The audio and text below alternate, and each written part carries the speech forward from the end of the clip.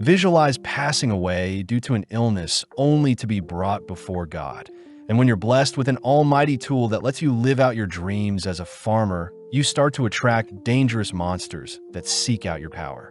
The anime follows our MC, Hiraka Machio, a 39-year-old man who had fallen ill and passed away due to his terminal illness, only to be brought before God. God says they're willing to give Hiraku a second chance at life. And when God asks if there is anything Hiraku wants in particular, Hiraku says he wants to try farming in his new life. Intrigued by the request, God contacts the god of agriculture to help bless Hiraku's new body. And to top things off, Hiraku is granted the almighty farming tool to make his life easier. Just like that, God sends Hiraku into his new body, waking up in a mysterious forest only to jump with joy seeing as he feels great in his new body. With his dreams of a farmer flashing through his mind, Hiraku scans the surrounding forest, only to question what he should do. Remembering the almighty farming tool he was given, Hiraku magically conjures a hoe only to begin breaking apart the soil beneath him, surprised to see the dirt is quite soft and fluffy. Realizing that he needs to find food and water to survive, Hiraku tries listening for any water stream nearby, but sadly only the rustling of leaves can be heard. When Hiraku begins trekking through the forest, he fails to find any edible plants, suddenly turning as he hears something scurry by him. Seeing as dangerous animals may reside in the forest, Hiraku speeds up his search only to bump into a massive tree where he marks as his home base. Even after searching for a while, Hiraku fails to find any water nearby, choosing to rely on some dowsing rods to help locate any underground water sources. Funnily, the dowsing rods don't work, leading Hiraku to conjure a shovel with his almighty farming tool, realizing that the almighty tool can morph into any basic farming equipment he desires. Interestingly, Hiraku sees that he can dig forever without getting tired, choosing to burrow deep underground until he strikes gold in the form of a water source. Back on the surface, Hiraku says he doesn't feel hungry at all, grateful for whatever blessings God gave him. Seeing as it's still too dangerous to venture into the forest, Hiraku begins clearing up the area around his base with his mighty tool, only to run into a tree that is in his way. Calling for an axe, Hiraku charges up a swing to chip away at the tree, but monstrously a single swing takes down the entire tree. Hiraku is amazed by the power of the almighty farming tool, swiftly conjuring a hatchet to help process the tree, and magically it slices and slides through the tree trunk like butter. Working throughout the day, Hiraku gathers his lumber into a pile, reasoning that he should start building a home, but fears he doesn't have any nails or adhesive to bind the wood together. With the sun beginning to set, Hiraku tries calling for some matches to start a fire, but sadly nothing happens. Racking his brain for an alternative solution, Hiraku conjures a magnifying glass, but sadly the sun has set before he can put it to use. Choosing to carve a hole in the massive tree, Hiraku spends his time carving some utensils with a chisel, only to be mesmerized by the two moons in the night sky. Having stayed up all night to experiment with different wood carvings, Hiraku rehydrates the next day using his underground water source, only to finally start a fire using his magnifying glass. Spending several hours clearing out more of the surrounding scenery, Hiraku says he doesn't feel fatigued whatsoever whilst using the almighty farming tool, but fearing that his exhaustion may catch up to him, Hiraku begins making plans to hunt for something. Right on cue, a ravenous-looking bunny rushes towards Hiraku, and before he knows it, he slays the creature, choosing to roast it over his fire for his first meal in this new world. Although the roasted bunny wasn't the tastiest, Hiraku continues setting up his home base by installing a wooden toilet with a decent filtration system, and with some added walls and a roof over the toilet. Hiraku can finally relieve himself in peace. Getting back to work, Hiraku begins tilling the soil in preparation for his farm. And as he works throughout the day to create 3 soil patches, he realizes that he doesn't have any seeds to grow. A little annoyed, Hiraku stuffs himself with any leftover rabbit only to head to bed.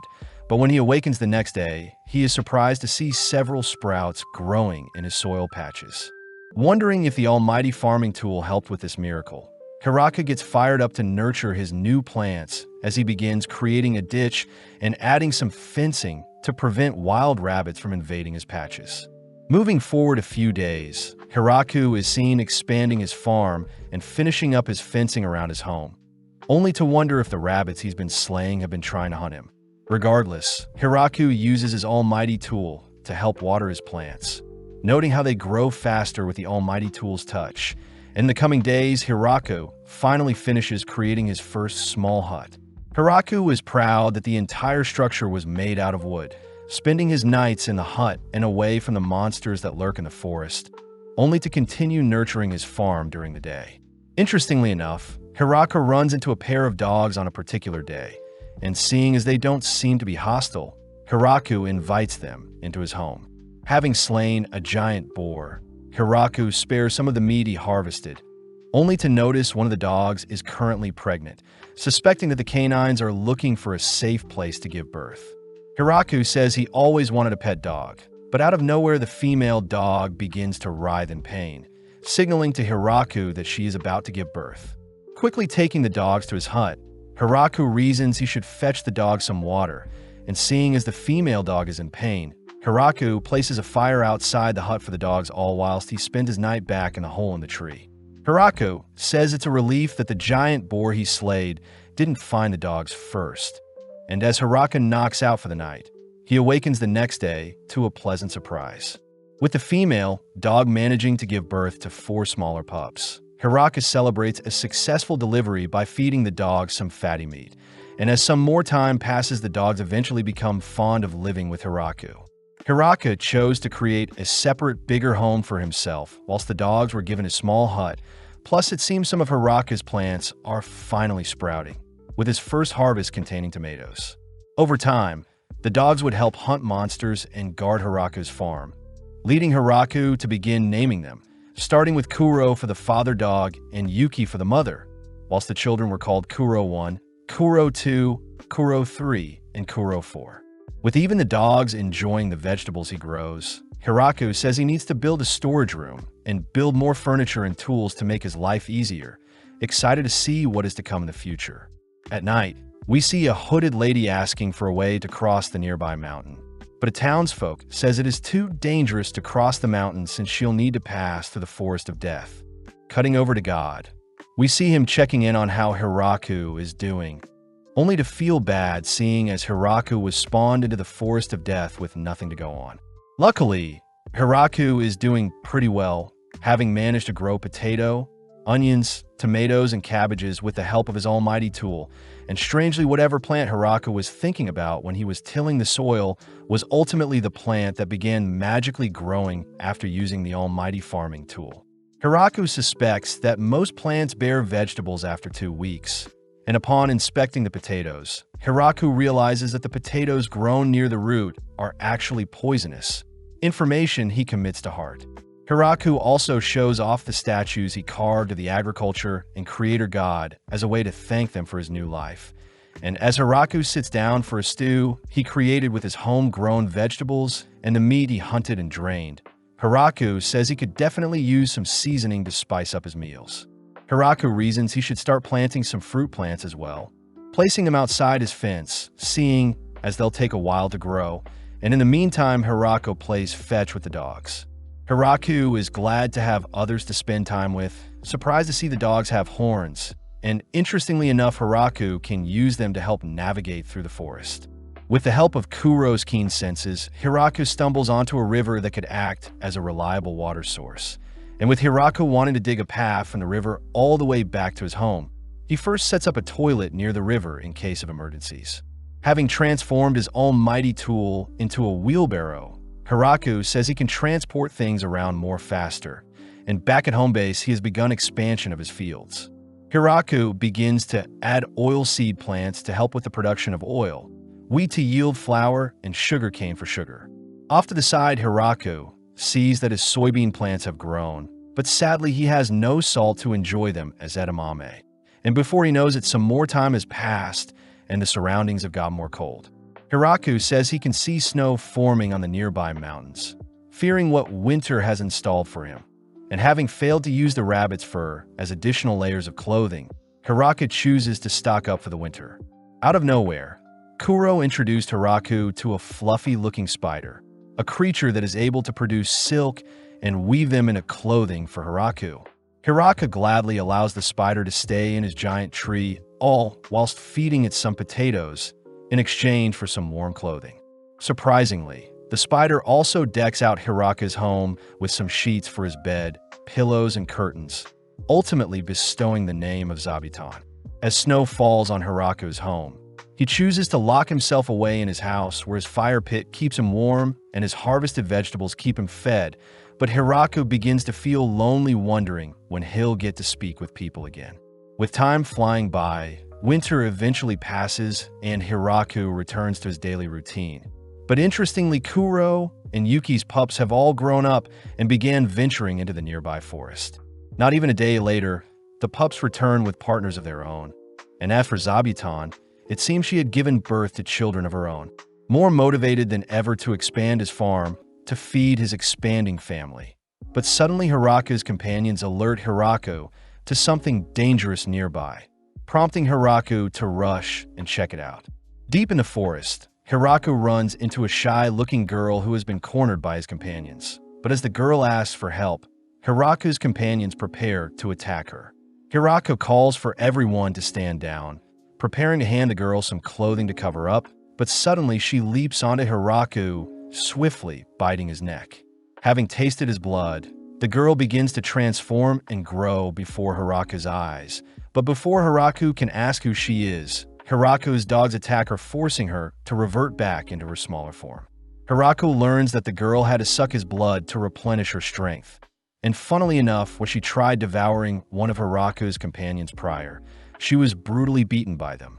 Feeling bad for the poor girl, Hiraku allows her to refuel and suck his blood, surprisingly feeling fine due to his healthy body blessing from the gods. Taking the girl back to his base, Hiraku sees that she is drawn to the tomato he has grown, a plant she isn't familiar with. As the girl munches on a juicy tomato, he gladly shows her around his farm, both spending the day chatting and having fun, only to retreat into Hiraku's home for the night. Hiraku hears that the girl's name is Rururushi the vampire, a being capable of wielding magic and also researches medicinal plants. Ru says some nobles were after her research, so they chased her into the forest. But luckily, Ru has been saved and plans to study the plants Hiraku has grown before she leaves. Hiraku hears that the forest he lives in is quite dangerous, and that his almighty farming tool is magic Ru has never seen before. But seeing as it's the perfect chance, Hiraku begs Ru to stay with him forever as he doesn't want to be lonely. Flustered by the proposal, Ru cries that she's a vampire, but Hiraku could care less as he wants someone to spend the rest of his life with. Funnily enough, Hiraku gets embarrassed having realized he has just confessed his love to Ru, but Ru doesn't mind agreeing to live forever with Hiraku. The next morning, Hiraku is back on his farming duties, warmly greeting Ru, who has just awoken. Ru says she is in her smaller form to prevent Hiraku from embracing her whilst he's all dirty. But Hiraku says Ru is their first official villager, uttering that he can help Ru grow some medicinal herbs if she likes. Later that night, we see another mysterious girl asking for directions through the forest of death, strangely uttering that she'll be fine with traveling through the forest. Within a few days of living with Ru, Hiraku is grateful that Ru installed some light magic in their bathroom, along with showing Hiraku where to mine some salt. Now with the sleepy vampire awake, they head to check on their orange and peach trees, all while sipping on some tea Ru had brewed.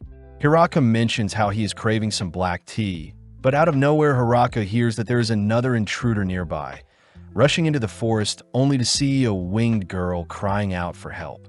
As Hiraku defuses the situation, he becomes speechless seeing the girl heal her wounds with a wave of her finger. And surprisingly, she seems to have been looking for Ru. Heading home, the girl introduces herself as Tia, the Angel, a race of warriors that are quite strong. Tia is surprised to hear that Hiraku is Ru's husband, but Tia regretfully informs Hiraku that there had been a bounty placed on Ru since she had wreaked havoc in a nearby town. Ru says she was captured by a noble and forced to create medicine for them, so she rebelled and escaped. But before Tia can scold Rue for causing so much trouble, Rue admits that she was wrong to have destroyed the noble's home. Tia is surprised Rue has matured a decent amount, even offering to show Tia around their base, only for Rue to present their growing crops along with their soon-to-bloom fruits. When Rue introduces Zabuton, Tia collapses out of shock, having a fear for spiders. But to cheer her up, Rue invites Tia to harvest some crops with them. With Hiraku taking the lead, he shows Tia how to harvest some cabbages, and seeing as Tia is intrigued by the vegetable, Hiraku washes and seasons some leaf for Tia to try. Although skeptical, Tia is pleasantly surprised to see the cabbage taste quite fresh, inspiring our trio to work throughout the rest of the day. Satisfied by their harvest, the girls clean themselves with magic, only for our trio to head inside where Tia indulges in some succulent strawberries. Seeing as Tia enjoyed her time farming with them, Rue declares that Tia will be living with them moving forward in time, where Tia has become part of the village. With Tia present, we see the girls creating golems to help move around heavy logs, and when Tia asks if they could add more strawberry plants to their farm, Hiraku says the strawberries will be hard to manage, plus he fears there will be too much food for them to eat alone. Right on cue, Hiraku takes note of the new puppies that have been birthed from Kuro and Yuki's children, and seeing as they'll need to further expand the hut for their new puppies, Hiraku gets to work opening up another section in the forest for the pups to roam around, erecting a bigger home for the dogs to stay. Hiraku admits that he is having trouble finding names for the new pups, and when Hiraku checks on Zabuton, we see some of her children leaving the village to explore the greater world. Hiraku is glad to see some of Zabuton's children have remained behind, and with Tia asking for permission to leave for a few days, she magically returns with a group of elves who introduce themselves as Ria, Leaf, Lickit, Lisa, Lily, Lita, and Lise. When the elves try asking if they can live with Hiraku, Hiraku wonders if he should refuse, but Tia reveals that the elves originally lived up north, but a war amongst humans wiped out their village. The elves that survived now roam the land with no place they can call home, and with both Tia and Rue begging Hiraku to accept the elves as their family, Hiraku eventually gives in. When Rue shows off Zabuton and the dogs that also live on the farm, the elves faint as they also fear such scary creatures. But seeing as the elves need a home, the gang begin preparations. Starting off by clearing some land and building a toilet for the elves, the girls are able to coordinate and work together to construct a massive wooden home in the span of 10 days, a feat Hiraku would have never been able to accomplish alone. Heading inside, the girls chat in the living room, while Hiraku admires the building to house 2 storage rooms on opposite ends of the house and a central living area, with 2 floors completely lit with light magic. Exploring the second floor, Hiraku sees that the entire floor is filled with rooms for the girls, wondering if the elves will like it here. Within a few days, Hiraku is glad to see the elves getting used to living on a farm. But when speaking with Ria, Hiraku is surprised that elves aren't beings that love spending time in nature and forage to survive. Ria says people shouldn't underestimate the harsh conditions of nature. And even more surprisingly, Ria says she wants to start mining and doing some blacksmithing as repayment to Hiraku for giving them a place to live. Not even a day later, we see the elven girls constructing a furnace, and as Ria beats away at some hot metal, she presents to Hiraku a metal pot. Hiraku is amazed at the elves' knowledge, surprised that Ria is around 400 years old whilst their youngest is around 300 years old, but the girls seem to be interested in reproducing now that they've found a place to settle down. That evening, whilst Hiraku and some of the girls are doing their daily harvest, we see Ria ask permission to use some of the flour they had created from the wheat they grew, hinting that they have something special in mind they want to create. Getting to work, we see the elves sifting and baking some dough, only to show off some freshly baked bread they created with the help of some natural yeast. But as the gang stuff their faces with the bread, Hiraku asks if the land they're on belongs to anyone. Thinking for a bit, Rue says technically the demon lord owns the land, a revelation that haunts Hiraku. Rue reassures Hiraku that since he refurbished and refined the land himself, he will have full ownership of the land. And as we cut to later that night, we see Tia chatting with Ria and Rue. Tia says it's amazing that Hiraku was able to tame so many inferno wolves and even a demon spider. As the girls praise Hiraku for making it so far with so little knowledge, we see Hiraku spending his night carving some more wooden utensils, only to wonder if he could ask Ria and the elves to help with building the waterway between his village and the lake he found prior. With the next day arriving, we see Hiraku run into Zabuton, only to see that she has captured a bee. Zabuton says the bee will be of good use to Hiraku, prompting Hiraku to set up a little house for the bee to set up their nest. After 10 days, Hiraku sees that the queen bee has already compiled together its nest, and seeing as worker bees have already populated the nest, Hiraku gets excited to harvest some honey. When Tia arrives to ask something of Hiraku, she suddenly flees, seeing bees have swarmed Hiraku. But as we cut to later that day, we see Hiraku showing Ria the reservoir he built. Ria hears that Hiraku still needs to draw the water into the reservoir from the nearby lake, and seeing as they can't use stone nor wood to create the waterway, the duo settle for some compact dirt as their material of choice. As the elves help with production, the gang end up constructing a water gate atop the waterfall along with a waterway that leads back to the reservoir, and within a few minutes the gang are able to fill their reservoir with water. Interestingly, Hiraku sees that several fishes have been caught in his water gate, even running into a gigantic fish that he brings home to roast. Tia and Rue are shocked to see Hiraku nonchalantly grilling such a horrific-looking fish, and with Hiraku confirming that the fish is edible and tastes like salmon, he beckons Tia and Rue to give the fish a go. Instantly, the fish is a hit amongst the village, but most of their caught fish was ultimately soaked in salt and left to dry in the storage room. When Hiraku sees that his rice plants are growing fine, he declares that they'll be creating a rice paddy, immediately getting to work as he clears up some space for their new paddy. Unleashing some water into the paddy, Hiraku instructs the girls to get their feet wet as they'll be planting some seedlings alongside him. Working in tandem, they manage to populate the area, and in the blink of an eye, the seedlings sprout into rice plants. With the girls helping to reap the crops, Hiraku sets them out to dry all day, only to gather them in the girls' dorm that evening. Now moving on to the processing stages, Hiraku begins extracting the rice from the crops, gleefully celebrating as he scoops up a handful of rice. Outside, Hiraku begins cooking the rice, a sight that confuses the girls. After a few minutes, Hiraku unveils the hot, steamy rice, shaping them into rice balls only to hand them out. With each bite, the girls are struck by the fluffy rice, only to be surprised by the salty fish filling Hiraku added, satisfying Hiraku as he's happy to see the girls enjoying his cooking.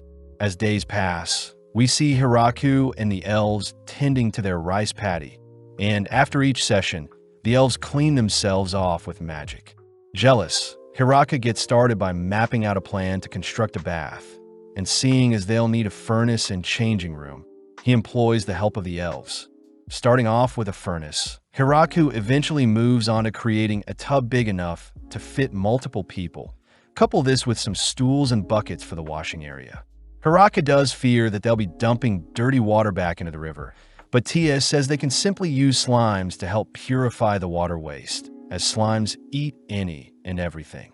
With Tia gathering some slimes for the village, Hiraku puts them to work by having them help filter out any dirty water they have in the village. And before Hiraku can warm up the bath with some firewood, he notices mushrooms growing from the wood he gathered. Hiraku remembers Rue pointing out how hard it is to distinguish between poisonous and safe mushrooms, whilst Ria and her elves love cooking and eating every mushroom they find. As for Tia, she had offered to eradicate every mushroom in their vicinity. Before Hiraku can experiment with the mushrooms he has found, he chooses to explain to the girls how to properly take a bath, but the girls ask that Hiraku demonstrate it instead. Seeing no other way, Hiraku starts by unclothing himself only to rinse and clean off his body, swiftly heading into the bath, all whilst the girls watch. Hiraku is immediately swept away by the luscious warm water, glad to have been given a second chance at life, but suddenly the girls follow Hiraku's instructions and begin washing themselves off.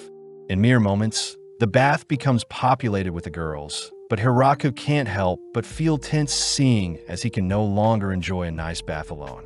The next day, Hiraku sees that more mushrooms have grown on some of the wood he had left out. But before he can make plans to eat them tonight, he sees that 5 more elves are seeking refuge in his village. Introduced as Lafa, Lhasa, Lalasha, Lalu, and Lami, Hiraku says he is happy to take them in, but they'll need to build a new home for the girls to live in. Ria takes charge and cries that they'll all finally be able to repopulate with Hiraku's help. But off to the side, we see Kuro commend Hiraku for attracting so many women. Kuro says he had always been a lone wolf who roamed the nearby forest, but when he met Yuki, he instantly fell in love with her. On one fateful day, Kuro and Yuki were attacked by a grappler bear, the king of the forest that brought both Kuro and Yuki to the brink of death, but strangely the bear chose to spare the duo. It was then when Kuro and Yuki sought out Hiraku's help for a place to stay and give birth. And even though Hiraku wielded the almighty farming tool that could slay anything, Hiraku still lent a helping hand to save Kuro and Yuki's life. Kuro says Hiraku will forever be their masters, wondering if Hiraku understands how terrifying their breed of inferno wolves can be. But none of that really matters, as Kuro says he is just blessed to have such a caring master.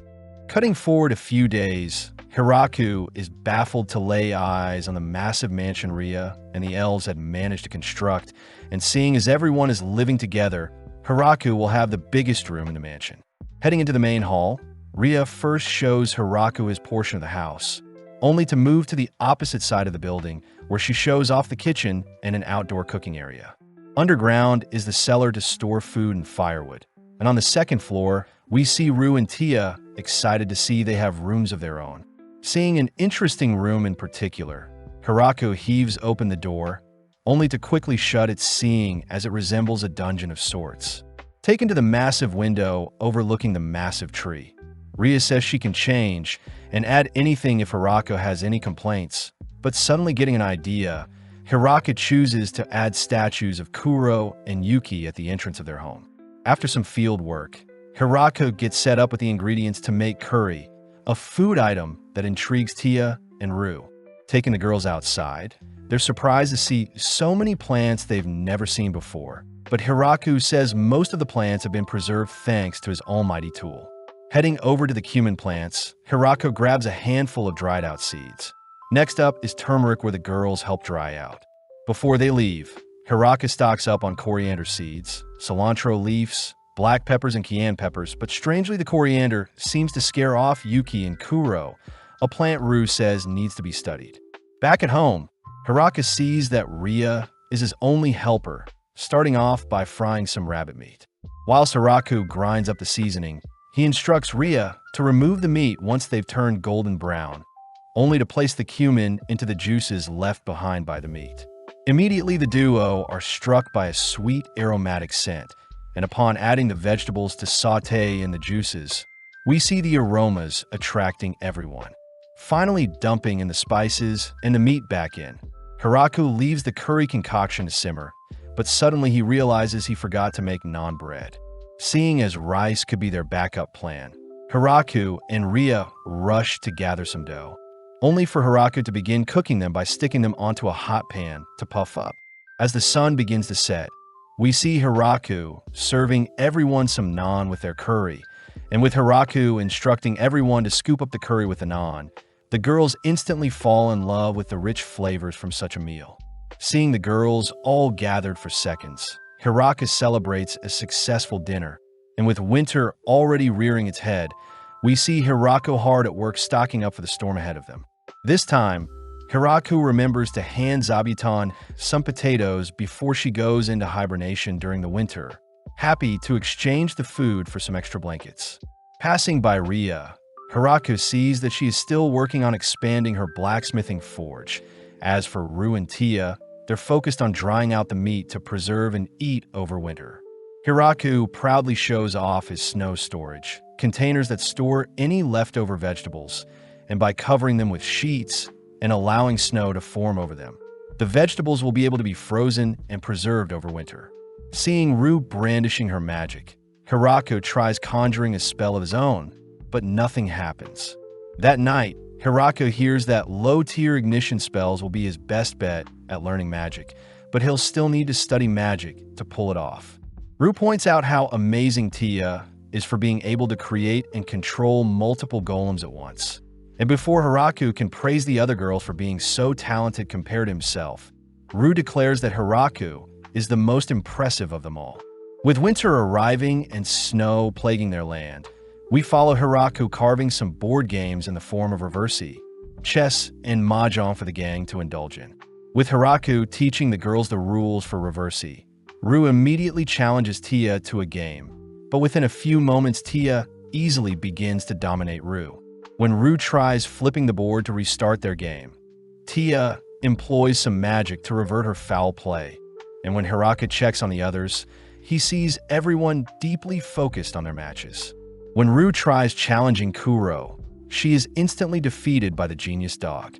Sitting down for a game of mahjong, Hirako tries avenging Rue's honor, but sadly Kuro and the girls wipe the floor with him, leading Hirako to create a bowling game to get the gang more active. With the gang spending all of their time indoors playing games and sharing meals together, winter flies by quickly, and with spring arriving, Hirako rushes to greet the warm sun. Hirako says they need to continue planting their crops to revitalize their farm, but out of nowhere Hirako detects a monster flying towards their home, a creature the girls recognize to be a wyvern. With a massive howl, the wyvern ruptures the air currents in the skies, and when it begins charging up a fireball, Rue and Tia are forced to erect defense spells to halt the projectile. With Ria and the elves rushing to help stoke out any flames caused by the impact, we see Hirako racking his brain for a way to slay the beast before him. And as he thinks deeply, we see his almighty farming tool morph into a glowing spear. Without hesitating, Hirako launches the spear towards the wyvern, all watching as the wyvern projects several barriers to slow down the projectile. But monstrously, the spear pierces the barriers and clips one of the wyvern's wings. Calling back his spear, Hirako heaves it once again at the wyvern's stomach, officially plucking the monster out of the skies. Rushing over to inspect the corpse, Hirako confirms the creature is unconscious, hearing that encountering such large creatures are actually quite rare. Hirako wonders if someone had sent the wyvern to attack them, but the girls say no one would willingly send in such a magical creature to disturb their land, prompting Hirako to declare they'll feast on the creature. Seeing as wyverns are a delicacy even amongst nobles, Hirako whips up a simple steak, some wrapped-up meatballs, and some wyvern stew, all food items that the girls thoroughly enjoy.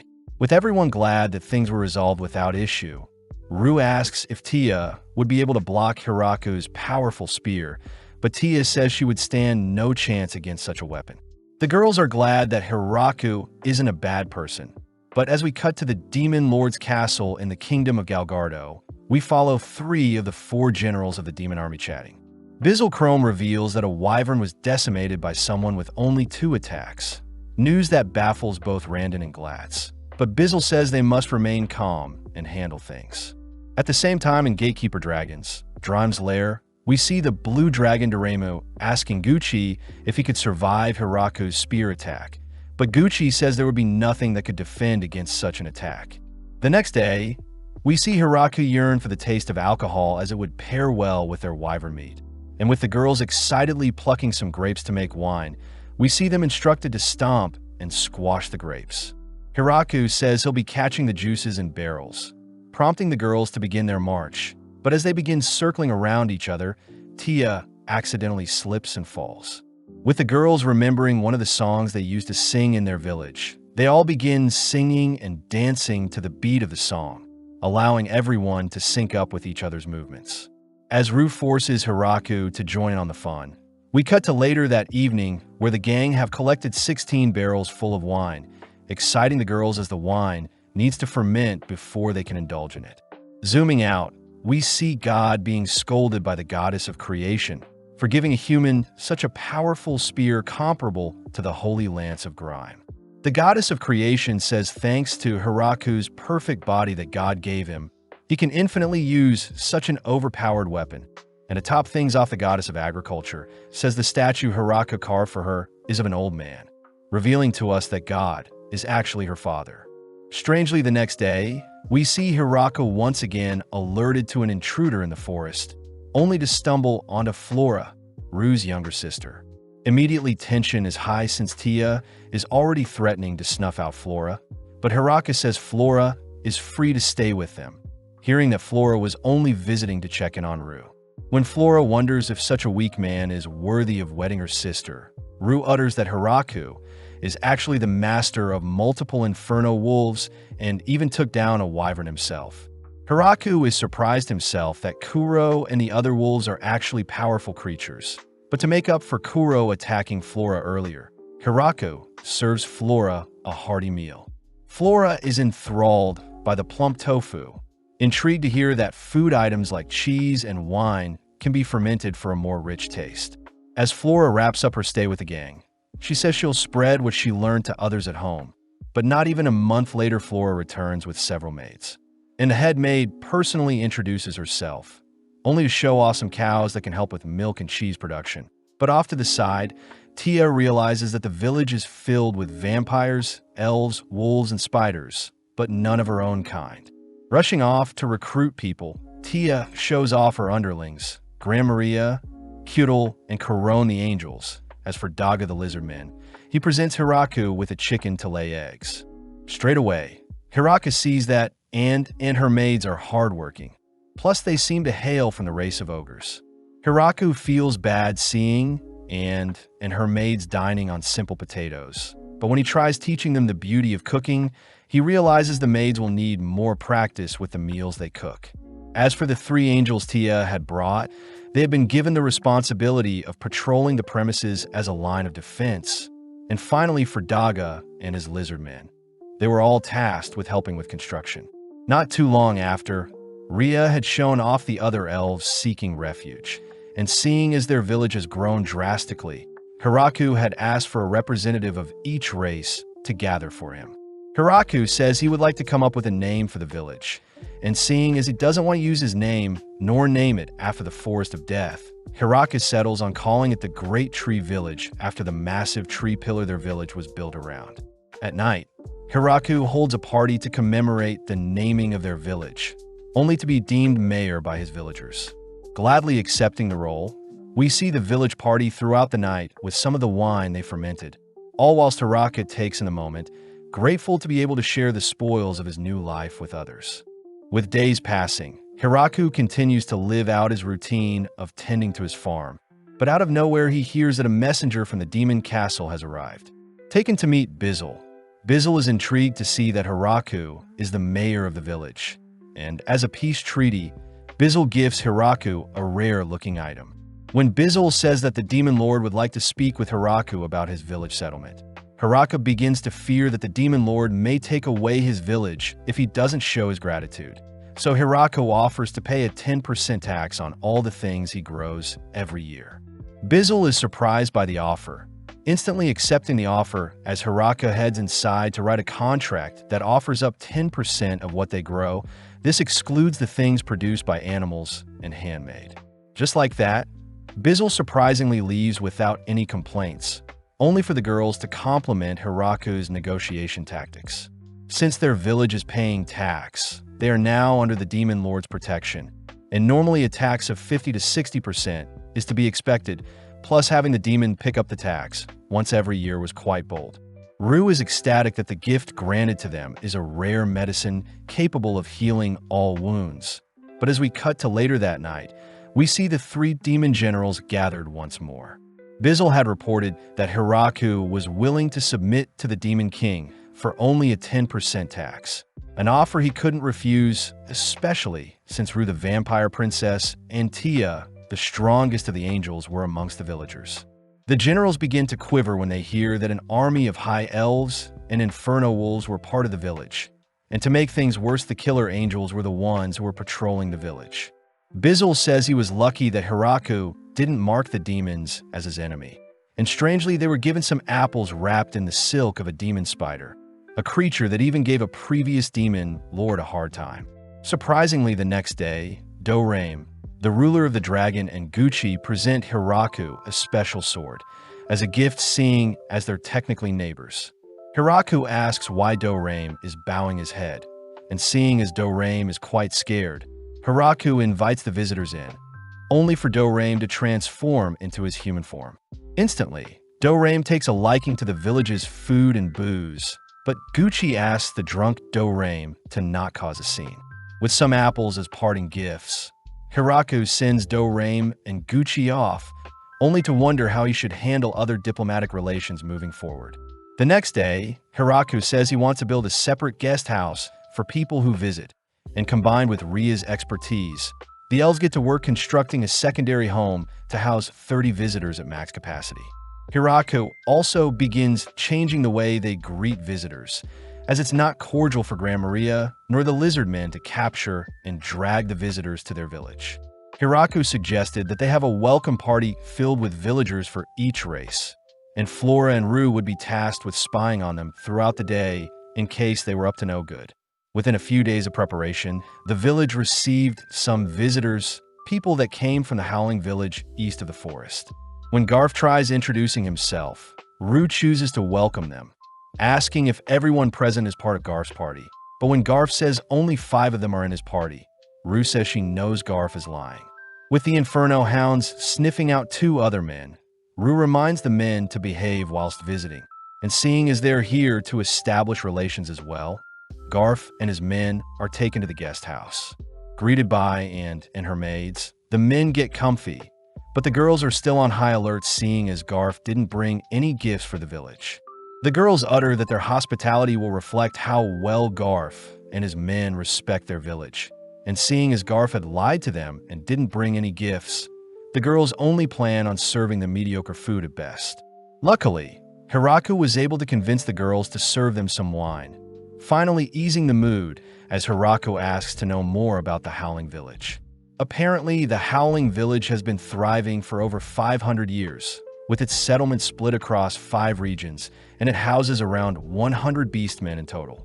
Garf and his men are here to find new ways of trading to sustain their village, as they mainly hunt and mine. And with Tia charming the men, she learns that the 2 hidden men were backups in case something happened to Garf and the others. The next day, Hiraku gets down to business with Garf's trade proposal, hearing that Garf wants to trade raw goods and that Hiraku will need to travel to their village when trading. Hiraku reasons that he could use the dogs to help with transportation, and when Garf offers to trade ores, paints, and glass, Hiraku immediately agrees to exchange them for the crops they grow. Before Garf and his men depart, Garf apologizes for not bringing gifts as his village is quite poor, but Hiraku reassures Garf that it's fine. When their first trade with the Howling Village arrives, Tia is elected to travel to the village in place of Hiraku, and thanks to Dorame offering to give him a ride, their travel should take less than a day. Apparently Dorame has become a recent visitor, having brought various gifts in exchange for the wine the village fermented. As Dorame takes to the air, we see Tia arriving at the Howling Village not too long after, and although the villagers were hesitant at first, they eventually celebrated a successful trade with the Great Tree Village. Tia reports that the Beastmen want to send over 20 of their kind to live with Hiraku's village, and fearing that they need more manpower, Hiraku requests that there be a mix of boys and girls amongst the Beast people joining them. Soon after, Senna and many other Beast girls greet Hiraku, all hesitant at what Hiraku has installed for them. Surprisingly, Hiraku warmly greets them, prompting Senna to show off the boys they've picked out just like Hiraku asked for. Sadly, they weren't the manpower he was expecting.